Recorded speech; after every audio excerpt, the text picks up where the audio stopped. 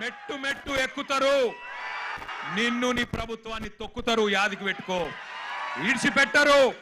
ఎందుకంటే ఇవాళ వాళ్ళు ఏ రాజకీయ నాయకుడు అండతో చెలరేగుతలేరు, వాళ్ళకి ఏ నాయకుడు లేడు. ఇవాళ వాళ్ళు ఢిల్లీలో వేల మంది, ముంబైలో వేల మంది, హైదరాబాద్లో వేల మంది, నాసిక్లో వేల మంది, పూనాలో వేల మంది బయటికి వచ్చినారంటే కేవలం ఒక పరీక్షా పత్రం లీక్ అవ్వడం వల్ల కాదు. ఈ దేశంలో ఉన్న పరిస్థితి, ఈ దేశంలో మీరు చేస్తున్న మోసం వాళ్ళకు అర్థమైంది. 12 ఏళ్లుగా ఇంతకుముందు మాట్లాడిన పిల్లల మాటలు మీరు విన్నారు. 12 ఏళ్లుగా మతం పేరు మీద చిచ్చు పెట్టి ఇవాళ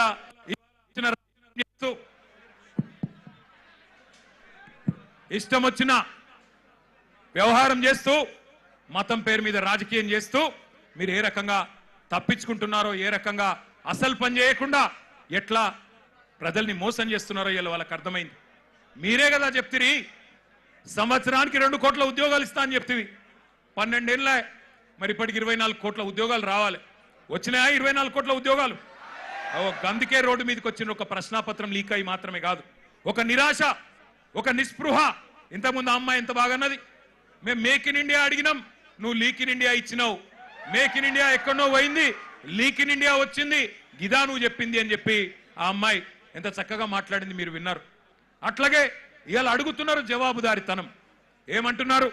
అయ్యా మీరు మంత్రులు అయినరు, ఎంపీలు అయినరు, మీరు పెద్ద ప్రధానమంత్రులు అయినరు, కానీ మేము మీ సీట్లు అడుగుతలేము. జవాబుదారీతనం. ఒక ప్రశ్నాపత్రం లీక్ అయితే దేశంలో మీరు ఇచ్చిన ఒక్క హామీ నెరవేరకపోతే మేము అడగద్దా, అడుగుడే తప్పైందా అని అంటా ఉన్నారు. వాళ్ళు న్యాయం అడిగితే మీరేం చేస్తున్నారు? రాజ్యం హింసకు దిగుతున్నది. పోలీసు వాళ్ళు, ఐపీఎస్ ఆఫీసర్లు ఆడపిల్లలను చెంప మీదకెళ్ళి కొడతా ఉన్నారు. పోలీసు వాళ్ళు లాఠీలతోనే ఆడపిల్లల్ని కొట్టకూడని చోట కుల్లబొడుస్తా ఉన్నారు. ఇవన్నీ వీడియోలు ఉన్నాయి, నేనేదో ఊరికే చెప్పట్లేదు. అందుకే ఇవాళ హైదరాబాద్ వేదికగా ఆ పిల్లల డిమాండ్లకు మద్దతుగా ఢిల్లీలో జరుగుతున్న జంతర్ మంతర్లో జరుగుతున్న దమన కాండకు వ్యతిరేకంగా మా నాయకుడు కేసీఆర్ గారి ఆదేశం మేరకు మొత్తం పార్టీ అంతా ఇక్కడికి వచ్చింది. వచ్చి ఆ పిల్లలకు సంఘీభావంగా అండగా, ఇందులో రాజకీయం లేదు, ఎలక్షన్లప్పుడు చూసుకుందాం రాజకీయం, ఆ రోజు ఎవరు ఎక్కడ కూర్చోవాలో ప్రజలు నిర్ణయిస్తారు.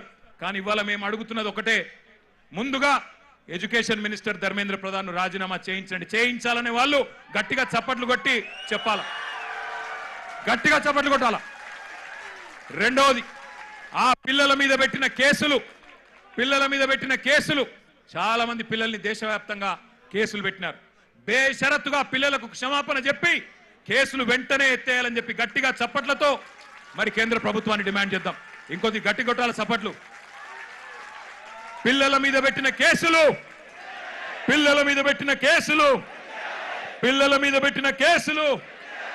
మేము ఇక్కడికి బయలుదేరి వస్తున్నాం. పిల్లలతో పాటు నిరసనలో పాల్గొనాలా. కేంద్ర ప్రభుత్వానికి సిగ్గొచ్చే విధంగా మరి మాకు లోక్సభలో సభ్యులు లేరు, రాజ్యసభలో సభ్యులు ఉన్నారు, అక్కడ గొంతిప్పాలా అని చెప్పి మేము బయలుదేరితే విచిత్రం, మధ్యలో కాంగ్రెస్ వాళ్ళు మాకు అడ్డం వచ్చింది. నాకు ఆశ్చర్యమైంది. మేం కొట్లాడుతుంది మోడీ ప్రభుత్వం మీద, బీజేపీ మీద, మధ్యలో ఇక్కడ చోటాబాయికి ఏం వచ్చిందో నాకు అర్థమైతలేదు. నీకేమైందిరా నాయన? నేను మోడీనంటే ఈ కేడీగాడు ఎందుకు ఉలిక్కి పడుతున్నాడు మధ్యలో? నేను మోడీని అంటున్నా, మోడీ తప్పు చేసిండంటే నీకేంది రోగం? మధ్యలో యూత్ కాంగ్రెస్ వాళ్ళు వచ్చి నా కారుకి అడ్డం వచ్చిండ్రు, పోలీసు వాళ్ళు సంపుడు చంపి తీసుకుపోయాను మంచిగా. నేనేమంటున్నా అంటే, ఏం జరుగుతుంది ఈ దేశంలో? నువ్వు రావు, ఢిల్లీలో రాహుల్ గాంధీ పోయి ప్రధానమంత్రి ఇంటి ముంగట కూర్చుంటే ఈ నల్లమల పిల్లి పోయి కొడంగల్లో దాక్కున్నది.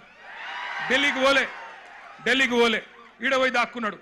అరే మీ మహేష్ గౌడ్ పోయి రాజ్భవన్ ముంగట ధర్నా చేసిండు, కనీసం ఆయన కొద్దిగానే రేషం ఉన్నది. నువ్వే ఆడున్నావు, కొడంగల్లో దాక్కున్నాడు. పోయి కొడంగల్లో మళ్ళా గట్టిగా ఇంకా విచిత్రం చెప్తా మీకు, కొడంగల్లో పోయి ధర్నా చేసినట్టు చేసిండు. రాహుల్ గాంధీని అరెస్ట్ చేసిర్రు, వెంటనే ఇడిచిపెట్టాలి, మావునికి దెబ్బ తాకింది, గింతంత గీర్కపోయింది, అయ్యో చాలా అన్యాయం జరిగింది అని బాధపడుతున్నాడు. నేను అడుగుతున్నా రేవంత్ రెడ్డి, ఏమన్నా కొద్దిగా సోయుందా నీకు? నీకు కూడా ఒక బిడ్డ ఉంది, నీకు కూడా మన్మడున్నాడు. నీ బిడ్డను ఇవాళ అక్కడ పిల్లల్ని కొట్టినట్టు కొడితే ఊకుంటావా ఒక తండ్రిగా? కనీసం రేషం లేదా? పిల్లలను గొడ్డులను కొట్టినట్టు కొడుతుంటే కనీసం స్పందన లేదు నీకు. ఢిల్లీ దాకా పోయి మరి మీ నాయకుడితో కూర్చునే ధైర్యం కూడా లేదు నీకు. ఇంకా మీదికెళ్ళి మోడీ గారిని, ధర్మేంద్ర ప్రధాన్ గారిని ఇవాళ ప్రధానంగా యువత డిమాండ్ చేస్తున్నది. జవాబు చెప్పండి అని చెప్పి మోడీ గారిని ధర్మేంద్ర ప్రధాన్ గారిని అడుగుతుంటే మన చోటాబాయ్ ఈయనేం అడుగుతుండేరికేనా కేసీఆర్ కేటీఆర్ తప్పటిదంతా ఎక్కడ దొరికినవయ్యా నువ్వు నాకు అర్థం కాదు. దేశమంతనేమో మీ నాయకుడు రాహుల్ గాంధీతో సహా మోడీ ధర్మేంద్ర ప్రధాని ఇద్దరు రాజీనామా చేయాలని వాళ్ళు పెడుతుంటే నీకు కేసీఆర్ తప్ప ఇంకొకరు కళలు కూడా ఇంకొకరు యాదికి రాక మానరిగా నీకు. ఆ వెనకటికి ఒక సినిమా ఉంటుంది. ఆ సినిమాలు ఇంతకుముందు వచ్చేటప్పుడే మా అన్న ప్రశాంత్ రెడ్డి అని చెప్తున్నాడు. అదేంటది కుక్క కథ కదా.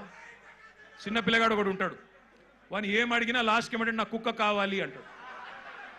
అట్లా ఈయన కూడా అంతే. ఇక ఆయన నిద్రలో లేపు ఈ ముఖ్యమంత్రిని నిద్రలో లేపు. అదో సినిమా పేరట చిత్రం అట. అది చిత్రం వీడు విచిత్రం. అంటే నిద్రలో లేపి అడిగితే కూడా కేసీఆర్ కేసీఆర్ కేసీఆర్. అరే నువ్వు ముఖ్యమంత్రి వీరా నాయన, కొన్ని ముఖ్యమైన పనులు చేయి. సిగ్గులేని మాటలు మాట్లాడుతున్నాడు. అదేదో పేపర్ లీక్కు నాకు సంబంధం అంట. మోకాల్కు బోడిగుండికి ముడిపెట్టుడంటే ఇదే. నేను చెప్పిన అయ్యా రేవంత్ రెడ్డి నీకేమన్నా సిగ్గు శరం ఉంటే నువ్వు చెప్పిన లేదా లేనోనికి ఏం చెప్తామంటారా అంటే బాధ ఎక్కడ అనిపిస్తుందంటే నేను నిన్న లీగల్ నోటీస్ పంపించిన. ఒరే నువ్వేదో మాట్లాడినావు, నిజంగా నీ దగ్గర ఏమన్నా రుజువు ఉంటే చూపెట్టరా అయ్యా.